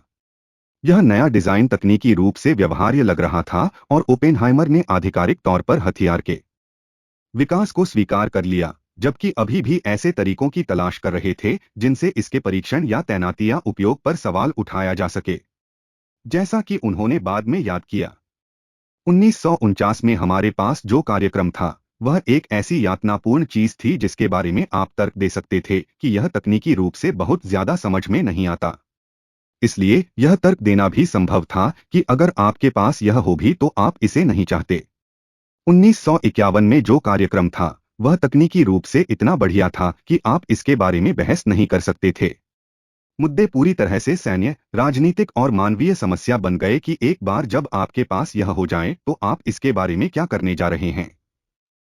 ओपेनहाइमर, कॉनेंट और ली ड्यूब्रिज, एक अन्य सदस्य जिन्होंने एच बम के फैसले का विरोध किया था, ने अगस्त 1952 में अपने कार्यकाल समाप्त होने पर जीएसी छोड़ दी। ट्रूमैन ने उन्हें फिर से नियुक्त करने से इनकार कर दिया था, क्योंकि वह समिति में नई आवाजें चाहते थे जो एच बम विकास के अधिक समर्थक थे। इसके अलावा ओपेनहाइमर के विभिन्न विरोधियों ने ट्रूमैन को अपनी इच्छा से अवगत कराया था कि ओपेनहाइमर समिति छोड़ दें। पैनल और अध्ययन समूह। ओपेनहाइमर ने 1940 के दशक के अंत और 1950 के दशक की शुरुआत में कई सरकारी पैनलों और अध्ययन परियोजनाओं में भूमिका निभाई, जिनमें से कुछ ने उन्हें विवादों और सत्ता संघर्षों में धकेल दिया। 1948 में ओपेनहाइमर ने रक्षा विभाग के लॉन्ग रेंज ऑब्जेक्टिव्स पैनल की अध्यक्षता की, जो एईसी संपर्क डोनाल्ड एफ कारपेंटर द्वारा बनाई गई एक संस्था थी। इसने परमाणु हथियारों की सैन्य उपयोगिता को देखा, जिसमें उन्हें कैसे वितरित किया जा सकता है, शामिल था। एक साल के अध्ययन के बाद वसंत 1952 में ओपेनहाइमर ने प्रोजेक्ट गैब्रियल की मसौदा रिपोर्ट लिखी, जिसमें परमाणु गिरावट के खतरों की जांच की गई थी। ओपेनहाइमर डिफेंस मोबिलाइजेशन कार्यालय की विज्ञान सलाहकार समिति के सदस्य भी थे। ओपेनहाइमर ने 1951 के दौरान प्रोजेक्ट चार्ल्स में भाग लिया, जिसने परमाणु हमले के खिलाफ संयुक्त राज्य अमेरिका की प्रभावी वायु रक्षा बनाने की संभावना की जांच की, और 1952 में फॉलोन प्रोजेक्ट ईस्ट रिवर में, जिसने ओपेनहाइमर के इनपुट के साथ एक चेतावनी प्रणाली बनाने की सिफारिश की जो अमेरिकी शहरों के खिलाफ आसन्न परमाणु हमले की 1 घंटे की सूचना देगी। उन दो परियोजनाओं ने 1952 में प्रोजेक्ट लिंकन को जन्म दिया, एक बड़ा प्रयास जिस पर ओपेनहाइमर वरिष्ठ वैज्ञानिकों में से एक थे। MIT लिंकन प्रयोगशाला में किया गया, जिसे हाल ही में वायु रक्षा के मुद्दों का अध्ययन करने के लिए स्थापित किया गया था। इसने बदले में लिंकन समर स्टडी ग्रुप को जन्म दिया। ओपेनहाइमर और अन्य वैज्ञानिकों ने आग्रह किया कि बड़े जवाबी हमले की क्षमताओं के बजाय वायु रक्षा के लिए संसाधनों का आवंटन किया जाना चाहिए, जिस पर संयुक्त राज्य वायु सेना USAF की ओर से तत्काल आपत्ति की प्रतिक्रिया आई, और इस बात पर बहस शुरू हो गई कि क्या ओपेनहाइमर और संबद्ध वैज्ञानिक या वायुसेना एक अनमय मैजनॉट लाइन दर्शन को अपना रहे थे। किसी भी मामले में समर स्टडी ग्रुप के काम ने अंततः दूरस्थ प्रारंभिक चेतावनी रेखा के निर्माण का मार्ग प्रशस्त किया। टेलर, जो युद्ध के दौरान लॉस एलामोस में परमाणु बम पर काम करने में इतने उदासीन थे कि ओपेनहाइमर ने उन्हें हाइड्रोजन बम की अपनी परियोजना पर काम करने के लिए समय दिया था, ने 1951 में लॉस एलामोस छोड़ दिया ताकि 1952 में लॉरेंस लिवरमोर नेशनल लेबोरेटरी बनने वाली दूसरी प्रयोगशाला की स्थापना में मदद की जा सके। ओपेनहाइमर ने लॉस एलामोस में किए गए काम के इतिहास का बचाव किया था और दूसरी प्रयोगशाला के निर्माण का विरोध किया था। प्रोजेक्ट विस्टा ने अमेरिकी सामरिक युद्ध क्षमताओं को बेहतर बनाने पर ध्यान केंद्रित किया। ओपेनहाइमर 1951 में परियोजना में देर से शामिल हुए, लेकिन उन्होंने रिपोर्ट का एक महत्वपूर्ण अध्याय लिखा जिसमें रणनीतिक बमबारी के सिद्धांत को चुनौती दी गई और छोटे सामरिक परमाणु हथियारों की वकालत की गई जो दुश्मन ताकतों के खिलाफ सीमित थिएटर संघर्ष में अधिक उपयोगी होंगे। लंबी दूरी के जेट बमवर्षकों द्वारा वितरित रणनीतिक थर्मोन्यूक्लियर हथियार अनिवार्य रूप से अमेरिकी वायुसेना के नियंत्रण में होंगे, जबकि विस्टा के निष्कर्षों ने अमेरिकी सेना और अमेरिकी नौसेना के लिए भी बढ़ी हुई भूमिका की सिफारिश की। इस पर वायुसेना की प्रतिक्रिया तुरंत शत्रुतापूर्ण थी और यह विस्टा रिपोर्ट को दबाने में सफल रही। 1952 के दौरान ओपेनहाइमर ने निरस्त्रीकरण पर सलाहकारों के 5 सदस्यीय राज्य विभाग पैनल की अध्यक्षता की, जिसने पहली बार आग्रह किया कि संयुक्त राज्य अमेरिका हाइड्रोजन बम के अपने नियोजित पहले परीक्षण को स्थगित कर दे और सोवियत संघ के साथ थर्मोन्यूक्लियर परीक्षण प्रतिबंध की मांग करे, इस आधार पर कि परीक्षण से बचने से एक भयावह नए हथियार के विकास को रोका जा सकता है और दोनों देशों के बीच नए हथियार समझौतों का रास्ता खुल सकता है। लेकिन पैनल के पास वाशिंगटन में राजनीतिक सहयोगियों की कमी थी और आईवी माइक शॉट निर्धारित समय पर आगे बढ़ा।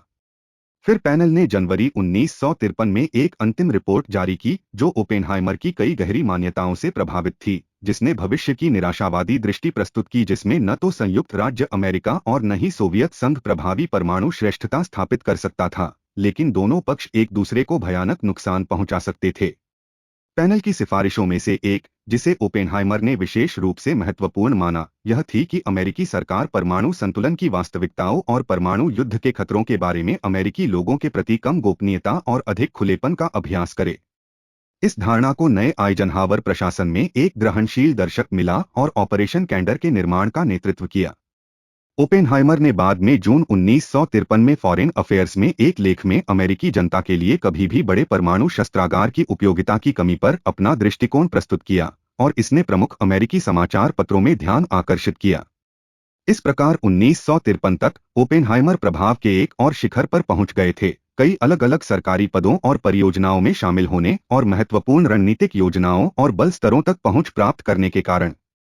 लेकिन साथ ही वे रणनीतिक बमबारी के समर्थकों के दुश्मन बन गए थे, जो एचबम के प्रति उनके विरोध को उसके बाद इन संचित पदों और रुखों को कड़वाहट और अविश्वास के मिश्रण के साथ देखते थे।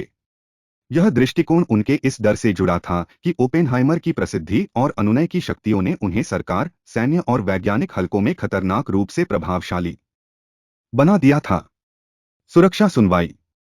जे एडगर हूवर के नेतृत्व में एफबीआई युद्ध से पहले से ही ओपेनहाइमर पर नजर रख रही थी, जब उन्होंने बर्कले में एक प्रोफेसर के रूप में कम्युनिस्ट सहानुभूति दिखाई थी और अपनी पत्नी और भाई सहित कम्युनिस्ट पार्टी के सदस्यों के करीब थे। उन्हें दृढ़ता से संदेह था कि वह खुद पार्टी का सदस्य था, वायरटैप के आधार पर जिसमें पार्टी के सदस्यों ने उन्हें कम्युनिस्ट के रूप में संदर्भित किया था या ऐसा प्रतीत होता था। साथ ही पार्टी के भीतर मुखबिरों की रिपोर्ट भी थी। 1940 के दशक की शुरुआत से ही उन पर कड़ी निगरानी रखी जा रही थी, उनके घर और कार्यालय की जासूसी की गई, उनके फोन को टैप किया गया और उनके मेल खोले गए। अगस्त 1943 में ओपेनहाइमर ने मैनहट्टन प्रोजेक्ट के सुरक्षा एजेंटों को बताया कि जॉर्ज एल्टनटन, जिसे वह नहीं जानते थे, ने सोवियत संघ की ओर से परमाणु रहस्यों के लिए लॉस एलामोस में 3 लोगों से संपर्क किया था। बाद के साक्षात्कारों में जब इस मुद्दे पर दबाव डाला गया तो ओपेनहाइमर ने स्वीकार किया कि एकमात्र व्यक्ति जिसने उनसे संपर्क किया था वह उनके मित्र हाकोन शेवेलियर थे, जो फ्रांसीसी साहित्य के बर्कले प्रोफेसर थे, जिन्होंने ओपेनहाइमर के घर पर एक रात्रिभोज में निजी तौर पर इस मामले का उल्लेख किया था। एफबीआई ने ओपेनहाइमर के राजनीतिक शत्रुओं को ऐसे साक्ष्य उपलब्ध कराए जिनसे साम्यवादी संबंधों का पता चलता है। इन शत्रुओं में स्ट्रॉस भी शामिल था, जो एसी आयुक्त था, जो हाइड्रोजन बम का विरोध करने में ओपेनहाइमर की गतिविधि और कुछ साल पहले कांग्रेस के सामने स्ट्रॉस के अपमान के लिए लंबे समय से उनके खिलाफ नाराजगी रखता था। स्ट्रॉस ने अन्य देशों को रेडियोधर्मी आइसोटोप निर्यात करने का विरोध व्यक्त किया था और ओपेनहाइमर ने उन्हें इलेक्ट्रॉनिक उपकरणों से कम महत्वपूर्ण लेकिन विटामिन से अधिक महत्वपूर्ण कहा था। 7 जून 1949 को ओपेनहाइमर ने हाउस अन अमेरिकन एक्टिविटीज कमेटी के सामने गवाही दी कि 1930 के दशक में उनका कम्युनिस्ट पार्टी यूएसए से जुड़ाव था। उन्होंने गवाही दी कि उनके कुछ छात्र, जिनमें David Bohm, Giovanni Rossi Lomanitz, Philip Morrison, Bernard Peters और जोसेफ वेनबर्ग शामिल थे, जब उन्होंने बर्कले में उनके साथ काम किया था, उस समय वे कम्युनिस्ट थे। फ्रैंक ओपेनहाइमर और उनकी पत्नी जैकी ने एचयूएसी के सामने गवाही दी कि वे कम्युनिस्ट पार्टी यूएसए के सदस्य थे। बाद में फ्रैंक को मिनेसोटा विश्वविद्यालय के पद से निकाल दिया गया। कई वर्षों तक भौतिकी में काम नहीं मिलने पर वे कोलोराडो में मवेशी पालने लगे। बाद में उन्होंने हाई स्कूल में भौतिकी पढ़ाया और सैन फ्रांसिस्को एक्सप्लोरेटोरियम के संस्थापक थे। सुरक्षा सुनवाई के लिए ट्रिगरिंग घटना 7 नवंबर 1953 को हुई, जब विलियम लिस्कम बोर्डेन, जो वर्ष की शुरुआत तक परमाणु ऊर्जा पर संयुक्त राज्य कांग्रेस की संयुक्त समिति के कार्यकारी निदेशक थे, ने हूवर को एक पत्र भेजा जिसमें कहा गया था कि अधिक संभावना है कि जे रॉबर्ट ओपेनहाइमर सोवियत संघ का एजेंट है। आइजनहावर ने कभी भी पत्र में आरोपों पर विश्वास नहीं किया, लेकिन एक जांच के साथ आगे बढ़ने के लिए मजबूर महसूस किया, और 3 दिसंबर को उन्होंने आदेश दिया कि ओपेनहाइमर और किसी भी सरकारी या सैन्य रहस्यों के बीच एक खाली दीवार खड़ी की जाए। 21 दिसंबर 1953 को स्ट्रॉस ने ओपेनहाइमर को बताया कि एक पत्र में उल्लिखित आरोपों की एक श्रृंखला के समाधान की प्रतीक्षा में उनकी सुरक्षा मंजूरी निलंबित कर दी गई थी, और एसी के साथ अपने परामर्श अनुबंध को समाप्त करने का अनुरोध करके अपने इस्तीफे पर चर्चा की। ओपेनहाइमर ने इस्तीफा नहीं देने का फैसला किया और इसके बजाय सुनवाई का अनुरोध किया। एसी के महाप्रबंधक केनेथ डी निकोल्स के एक पत्र में आरोपों की रूपरेखा दी गई थी। निकोल्स, जिन्होंने पहले लॉन्ग रेंज ऑब्जेक्टिव्स पैनल पर ओपेनहाइमर के काम के बारे में बहुत सोचा था, ने कहा कि ओपेनहाइमर के रिकॉर्ड के बावजूद वह संयुक्त राज्य अमेरिका के प्रति वफादार हैं। फिर भी उन्होंने पत्र का मसौदा तैयार किया, लेकिन बाद में लिखा कि वे हाइड्रोजन बम के विकास के लिए ओपेनहाइमर के विरोध से संबंधित संदर्भ को शामिल करने से खुश नहीं थे। अप्रैल से मई 1954 में हुई सुनवाई, जो गुप्त रूप से आयोजित की गई थी, ओपेनहाइमर के पिछले साम्यवादी संबंधों और मैनहट्टन परियोजना के दौरान संदिग्ध विश्वासघाती या साम्यवादी वैज्ञानिकों के साथ उनके संबंधों पर केंद्रित थी। इसके बाद यह ओपेनहाइमर के एच-बम के विरोध और बाद की परियोजनाओं और अध्ययन समूहों में उनके रुख की जांच के साथ जारी रहा। जून 1954 में सुनवाई की एक प्रतिलिपि प्रकाशित की गई थी, 254 कुछ संपादन के साथ। 2014 में अमेरिकी ऊर्जा विभाग ने पूरी प्रतिलिपि सार्वजनिक कर दी। इस सुनवाई में प्रमुख तत्वों में से एक ओपेनहाइमर की सबसे पुरानी गवाही थी, जो जॉर्ज एल्टनटन के लॉस एलामोस के विभिन्न वैज्ञानिकों के प्रति दृष्टिकोण के बारे में थी, एक कहानी जिसे ओपेनहाइमर ने कबूल किया कि उसने अपने दोस्त हाकोन शेवेलियर को बचाने के लिए गढ़ा था। ओपेनहाइमर की जानकारी के अनुसार दोनों संस्करण एक दशक पहले उसकी पूछताछ के दौरान दर्ज किए गए थे। वह गवाह के स्टैंड पर इनकी प्रतिलिपियों के साथ आश्चर्यचकित था, जिसे समीक्षा करने का उसे मौका नहीं दिया गया था। वास्तव में ओपेनहाइमर ने शेवेलियर को कभी नहीं बताया था कि उसने आखिरकार उसका नाम लिया है, और इस गवाही की वजह से शेवेलियर को अपनी नौकरी से हाथ धोना पड़ा था। शेवेलियर और एल्टनटन दोनों ने इस बात की पुष्टि की कि उनके पास सोवियत तक जानकारी पहुंचाने का एक तरीका था। एल्टनटन ने स्वीकार किया कि उसने यह शेवेलियर से कहा था, और शेवेलियर ने स्वीकार किया कि उसने इसका उल्लेख ओपेनहाइमर से किया था। टेलर ने गवाही में कहा कि वह ओपेनहाइमर को अमेरिकी सरकार के प्रति वफादार मानते थे, लेकिन बहुत से मामलों में मैंने डॉक्टर ओपेनहाइमर को ऐसे काम करते देखा है। मैं समझता हूं कि डॉक्टर ओपेनहाइमर ने ऐसे काम किए हैं जिन्हें समझना मेरे लिए बहुत मुश्किल था। मैं कई मुद्दों पर उनसे पूरी तरह असहमत था और उनके काम मुझे स्पष्ट रूप से भ्रमित और जटिल लगे। इस हद तक मुझे लगता है कि मैं इस देश के महत्वपूर्ण हितों को उन हाथों में देखना चाहूंगा जिन्हें मैं बेहतर समझता हूं, और इसलिए अधिक भरोसा करता हूं। इस बहुत सीमित अर्थ में मैं यह भावना व्यक्त करना चाहूंगा कि अगर सार्वजनिक मामले दूसरे हाथों में होंगे तो मैं व्यक्तिगत रूप से अधिक सुरक्षित महसूस करूंगा। टेलर की गवाही ने वैज्ञानिक समुदाय को नाराज कर दिया और उन्हें अकादमिक विज्ञान से लगभग बहिष्कृत कर दिया गया। अर्नेस्ट लॉरेंस ने अल्सरेटिव कोलाइटिस के हमले का हवाला देते हुए गवाही देने से इनकार कर दिया, लेकिन एक साक्षात्कार जिसमें लॉरेंस ने ओपेनहाइमर की निंदा की थी, उसे सबूत के तौर पर पेश किया गया। कई शीर्ष वैज्ञानिकों, साथ ही सरकारी और सैन्य हस्तियों ने ओपेनहाइमर की ओर से गवाही दी। भौतिक विज्ञानी इसिडोर इसाक रबी ने कहा कि सुरक्षा मंजूरी का निलंबन अनावश्यक था। वह एक सलाहकार है और यदि आप उस व्यक्ति से परामर्श नहीं करना चाहते हैं तो आप उससे परामर्श न करें, बस। लेकिन ग्रोव्स ने गवाही दी कि 1954 में प्रभावी सख्त सुरक्षा मानदंडों के तहत वह आज डॉक्टर ओपेनहाइमर को मंजूरी नहीं देंगे। सुनवाई के समापन पर बोर्ड ने 2 से 1 मतों से ओपेनहाइमर की मंजूरी रद्द कर दी। 264 इसने सर्वसम्मति से उसे बेवफाई के आरोप से मुक्त कर दिया, लेकिन बहुमत ने पाया कि 24 में से 20 आरोप या तो सही थे या काफी हद तक सही थे और ओपेनहाइमर सुरक्षा जोखिम का प्रतिनिधित्व करेंगे।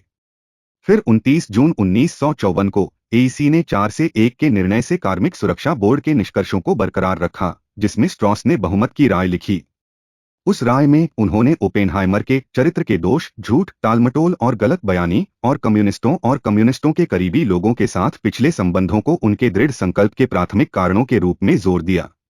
उन्होंने ओपेनहाइमर की वफादारी पर कोई टिप्पणी नहीं की।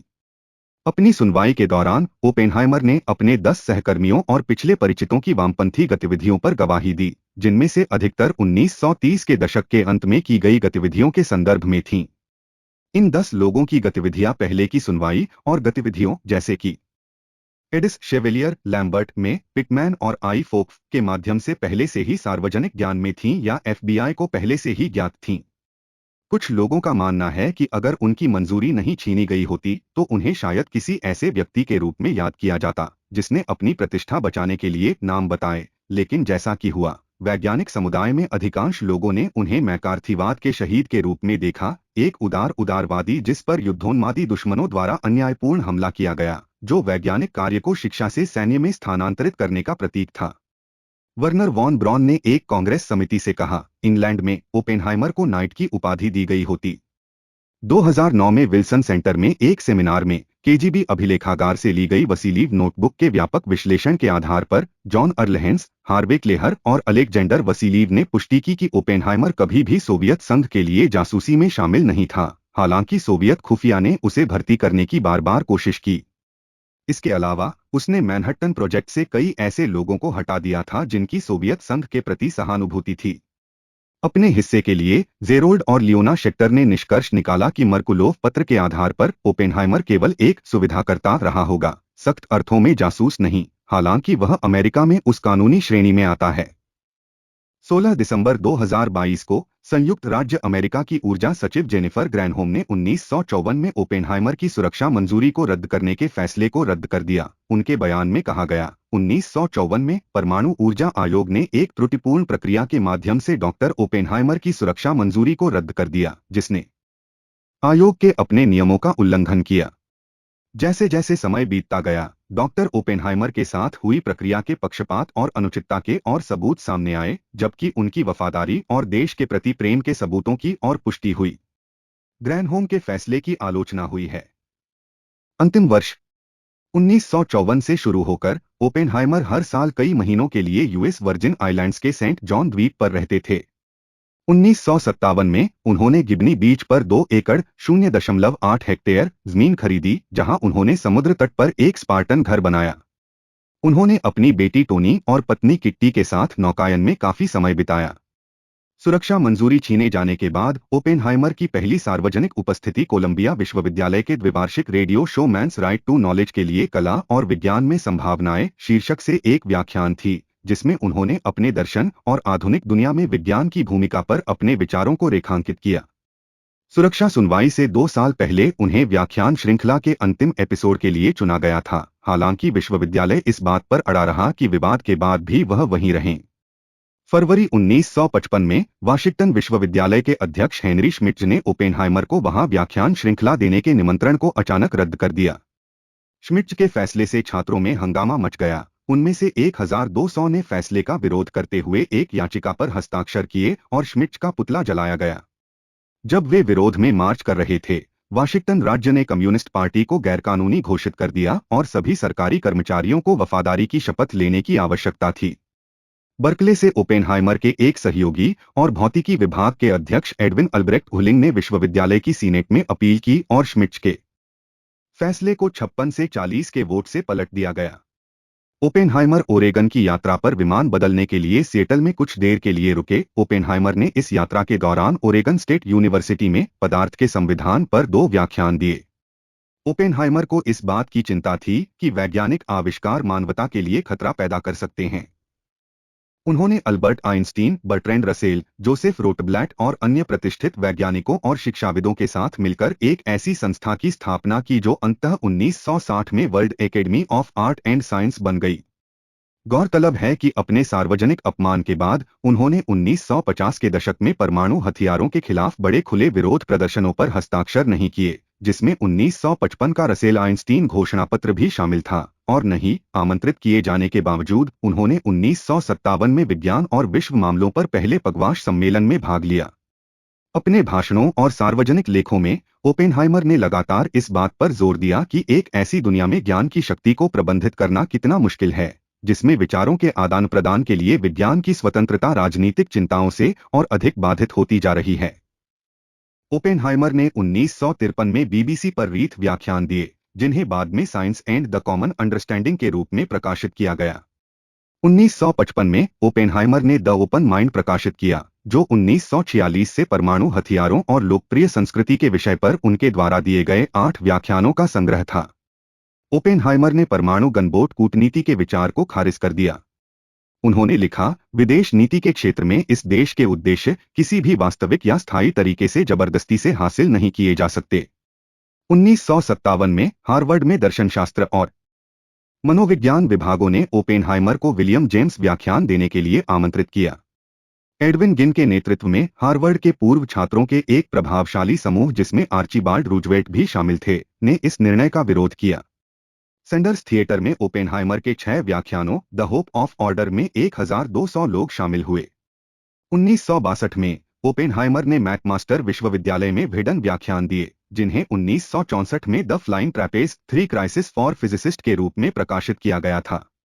राजनीतिक प्रभाव से वंचित ओपेनहाइमर ने भौतिकी पर व्याख्यान देना, लिखना और काम करना जारी रखा। उन्होंने विज्ञान के इतिहास, समाज में विज्ञान की भूमिका और ब्रह्मांड की प्रकृति के बारे में बातचीत करते हुए यूरोप और जापान का दौरा किया। हिरोशिमा और नागासाकी पर बमबारी के सिर्फ 15 साल बाद 1960 में जापान में अपने 3 सप्ताह के व्याख्यान दौरे के दौरान ओपेनहाइमर का गर्मजोशी से स्वागत किया गया था। उन्होंने हिरोशिमा देखने में रुचि दिखाई, लेकिन Japan committee for intellectual interchange, जिसने दौरे को प्रायोजित किया था, ने फैसला किया कि हिरोशिमा या नागासाकी में रुकना सबसे अच्छा नहीं होगा, और ओपेनहाइमर कभी भी किसी भी शहर में नहीं गए। ओपेनहाइमर अपने अंतिम वर्षों में अकादमिक संस्थानों का दौरा करते रहे। वे छात्रों, शिक्षकों और समुदायों के लिए एक विवादास्पद व्यक्ति बने रहे। नवंबर 1955 में ओपेनहाइमर एक्सेटर, न्यू हैम्पशायर में फिलिप्स एक्सेटर अकादमी में उद्घाटन सप्ताह भर के विजिटिंग फेलो बन गए। सितंबर 1957 में ट्रांस ने ओपेनहाइमर को लीजन ऑफ ऑनर का अधिकारी बनाया, और 3 मई 1962 को उन्हें ब्रिटेन में रॉयल सोसाइटी का विदेशी सदस्य चुना गया। एनरिको फर्मी पुरस्कार 1959 में तत्कालीन सीनेटर जॉन एफ कैनेडी ने लुईस स्ट्रॉस, जो ओपेनहाइमर की सुरक्षा सुनवाई में उनके सबसे बड़े आलोचक थे, को वाणिज्य सचिव के रूप में पुष्टि देने से इनकार कर दिया, जिससे स्ट्रॉस का राजनीतिक करियर प्रभावी रूप से समाप्त हो गया। 1962 में कैनेडी, जो अब संयुक्त राज्य अमेरिका के राष्ट्रपति हैं, ने ओपेनहाइमर को 49 नोबेल पुरस्कार विजेताओं के सम्मान में आयोजित एक समारोह में आमंत्रित किया। इस कार्यक्रम में एसी के अध्यक्ष ग्लेन सीबॉर्ग ने ओपेनहाइमर से पूछा कि क्या वह एक और सुरक्षा सुनवाई चाहते हैं। ओपेनहाइमर ने मना कर दिया। मार्च 1963 में एईसी की सामान्य सलाहकार समिति ने एनरिको फर्मी पुरस्कार प्राप्त करने के लिए ओपेनहाइमर का चयन किया। यह पुरस्कार कांग्रेस ने 1954 में बनाया था। ओपेनहाइमर को पुरस्कार प्रदान करने से पहले कैनेडी की हत्या कर दी गई थी, लेकिन उनके उत्तराधिकारी लिंडन जॉनसन ने दिसंबर 1963 में एक समारोह में ऐसा किया, जिसमें उन्होंने ओपेनहाइमर के एक शिक्षक और विचारों के प्रवर्तक के रूप में सैद्धांतिक भौतिकी में योगदान और महत्वपूर्ण वर्षों के दौरान लॉस एलामोस प्रयोगशाला और परमाणु ऊर्जा कार्यक्रम के नेतृत्व का हवाला दिया। उन्होंने पुरस्कार पर हस्ताक्षर करने को राष्ट्रपति के रूप में कैनेडी के सबसे महान कार्यों में से एक कहा। ओपेनहाइमर ने जॉनसन से कहा, मुझे लगता है कि यह संभव है, श्रीमान राष्ट्रपति, कि आज इस पुरस्कार को प्रदान करने के लिए आपको कुछ दान और कुछ साहस की आवश्यकता पड़ी है। कैनेडी की विधवा जैकी ने समारोह में भाग लेने का निश्चय किया ताकि वह ओपेनहाइमर को बता सकें कि उनके पति यह पदक उन्हें देना कितना चाहते थे। टेलर भी मौजूद थे, जिन्होंने ओपेनहाइमर को यह पुरस्कार देने की सिफारिश की थी, इस उम्मीद में कि यह उनके बीच की दरार को भर देगा, और हेनरी बी स्माइथ, जो 1954 में एसी के 4-1 के फैसले से अकेले असहमत थे, जिसमें ओपेनहाइमर को सुरक्षा जोखिम के रूप में परिभाषित किया गया था। लेकिन ओपेनहाइमर के प्रति कांग्रेस की दुश्मनी बनी रही। सीनेटर बर्क बी हिकेनलूपर ने कैनेडी की हत्या के ठीक 8 दिन बाद ओपेनहाइमर के चयन का औपचारिक रूप से विरोध किया और हाउस एसी कमेटी के कई रिपब्लिकन सदस्यों ने समारोह का बहिष्कार किया। पुरस्कार द्वारा दर्शाया गया पुनर्वास प्रतीकात्मक था, क्योंकि ओपेनहाइमर के पास अभी भी सुरक्षा मंजूरी का अभाव था और आधिकारिक नीति पर इसका कोई प्रभाव नहीं हो सकता था, लेकिन पुरस्कार के साथ $50,000 का करमुक्त वजीफा भी मिला। मौत 1965 के अंत में ओपेनहाइमर को गले के कैंसर का पता चला, जो संभवतः उनके जीवन के अधिकांश समय में लगातार सिगरेट पीने के कारण हुआ था। अनिर्णायक सर्जरी के बाद उन्होंने 1966 के अंत में असफल विकिरण उपचार और कीमोथेरेपी कराई। 18 फरवरी 1967 को 62 वर्ष की आयु में प्रिंसटन में अपने घर में नींद में उनकी मृत्यु हो गई। एक सप्ताह बाद प्रिंसटन विश्वविद्यालय के परिसर में अलेक्जेंडर हॉल में एक स्मारक सेवा आयोजित की गई थी। इस सेवा में बेथ, ग्रोव्स, केनन, लिलियंथल, रबी, स्मिथ और विग्नर सहित उनके 600 वैज्ञानिक, राजनीतिक और सैन्य सहयोगियों ने भाग लिया था। उनके भाई फ्रैंक और उनके परिवार के बाकी लोग वहां मौजूद थे। साथ ही इतिहासकार आर्थर एम स्लेजिंगर जूनियर, उपन्यासकार जॉन ओहाराबे थे। केनन और स्माइथ ने संक्षिप्त स्तुति भाषण दिया। ओपेनहाइमर के शरीर का अंतिम संस्कार किया गया और उनकी राख को एक कलश में रखा गया, जिसे किट्टी ने सेंट जॉन बीच हाउस के नजदीक समुद्र में बहा दिया। अक्टूबर 1972 में किट्टी की मृत्यु फुफ्फुसीय अंत शल्यता द्वारा जटिल आंतों के संक्रमण से हुई। वह 62 वर्ष की थी। न्यू मैक्सिको में ओपेनहाइमर का खेत तब उनके बेटे पीटर को विरासत में मिला था और समुद्र तट की संपत्ति उनकी बेटी कैथरीन टोनी ओपेनहाइमर सिल्बर को विरासत में मिली थी। टोनी की 2 शादियां तलाक में समाप्त हो गईं। उन्होंने 1969 में संयुक्त राष्ट्र में अनुवादक के रूप में एक अस्थायी पद प्राप्त किया, लेकिन इस पद के लिए FBI सुरक्षा मंजूरी की आवश्यकता थी, जो उनके पिता के खिलाफ पुराने आरोपों के कारण कभी नहीं मिली। वह सेंट जॉन पर परिवार के समुद्र तट के घर में चली गईं और 1977 में वहां फांसी लगाकर आत्महत्या कर ली। उन्होंने संपत्ति सेंट जॉन के लोगों को छोड़ दी। घर तट के बहुत करीब बनाया गया था और एक तूफान से नष्ट हो गया था। 2007 तक वर्जिन द्वीप सरकार ने पास में एक सामुदायिक केंद्र बनाए रखा। परंपरा। जब 1954 में ओपेनहाइमर से उनके राजनीतिक प्रभाव छीन लिए गए, तो वे कई लोगों के लिए उन वैज्ञानिकों की मूर्खता के प्रतीक बन गए जो मानते थे कि वे अपने शोध के उपयोग को नियंत्रित कर सकते हैं, और परमाणु युग में विज्ञान द्वारा प्रस्तुत नैतिक जिम्मेदारी की दुविधाएं।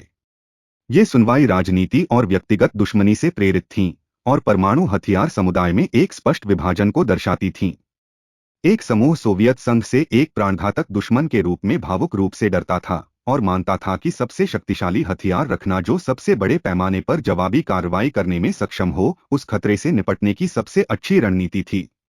दूसरे समूह का मानना था कि एच-बम विकसित करने से पश्चिमी सुरक्षा में सुधार नहीं होगा और बड़ी नागरिक आबादी के खिलाफ हथियार का उपयोग करना नरसंहार होगा। इसके बजाय उन्होंने सोवियत संघ के प्रति सामरिक परमाणु हथियारों, मजबूत पारंपरिक बलों और हथियार नियंत्रण समझौतों को शामिल करते हुए अधिक लचीले जवाब की वकालत की। 1940 के दशक के अंत और 1950 के दशक की शुरुआत में लाल बहस का लगातार विरोध करने के बजाय ओपेनहाइमर ने अपनी सुनवाई से पहले और उसके दौरान पूर्व सहयोगियों और छात्रों के खिलाफ गवाही दी। एक घटना में पूर्व छात्र बर्नार्ड पीटर्स के खिलाफ उनकी निंदनीय गवाही को चुनिंदा रूप से प्रेस में लीक कर दिया गया था। इतिहासकारों ने इसे ओपेनहाइमर द्वारा सरकार में अपने सहयोगियों को खुश करने और शायद अपने स्वयं के पिछले वामपंथी संबंधों और अपने भाई से ध्यान हटाने के प्रयास के रूप में व्याख्या की है। अंत में यह एक दायित्व बन गया जब यह स्पष्ट हो गया कि ओपेनहाइमर को वास्तव में पीटर्स की वफादारी पर संदेह था और मैनहट्टन प्रोजेक्ट के लिए उनकी सिफारिश करना लापरवाही थी या कम से कम विरोधाभासी था। ओपेनहाइमर के लोकप्रिय चित्रण उनके सुरक्षा संघर्षों को सामूहिक विनाश के हथियारों के नैतिक प्रश्न पर दक्षिणपंथी सैन्यवादियों, टेलर द्वारा प्रतिनिधित्व और वामपंथी बुद्धिजीवियों, ओपेनहाइमर द्वारा प्रतिनिधित्व के बीच टकराव के रूप में देखते हैं। जीवनीकारों और इतिहासकारों ने अक्सर ओपेनहाइमर की कहानी को एक त्रासदी के रूप में देखा है। राष्ट्रीय सुरक्षा सलाहकार और शिक्षाविद मैक जॉर्ज बंडी, जिन्होंने state department panel of consultants में ओपेनहाइमर के साथ काम किया, ने लिखा, प्रतिष्ठा और शक्ति में ओपेनहाइमर की असाधारण वृद्धि और गिरावट से बिल्कुल अलग, उनके चरित्र में आकर्षण और अहंकार, बुद्धिमत्ता और अंधेपन, जागरूकता और असंवेदनशीलता, और शायद सबसे बढ़कर साहस और भाग्यवाद के संयोजन में पूरी तरह से दुखद आयाम हैं। ये सभी अलग अलग तरीकों से सुनवाई में उनके खिलाफ हो गए। मानवता के प्रति वैज्ञानिकों की जिम्मेदारी के सवाल ने बर्टोल्ट ब्रेख्ट के नाटक लाइफ ऑफ गैलीलियो 1955 को प्रेरित किया, फ्रेडरिक डुरेनमैट के द फिजिसिस्ट पर अपनी छाप छोड़ी, और यह जॉन एडम्स के 2005 के ओपेरा डॉक्टर एटॉमिक का आधार है, जिसे ओपेनहाइमर को आधुनिक समय के फॉस्ट के रूप में चित्रित करने के लिए कमीशन किया गया था।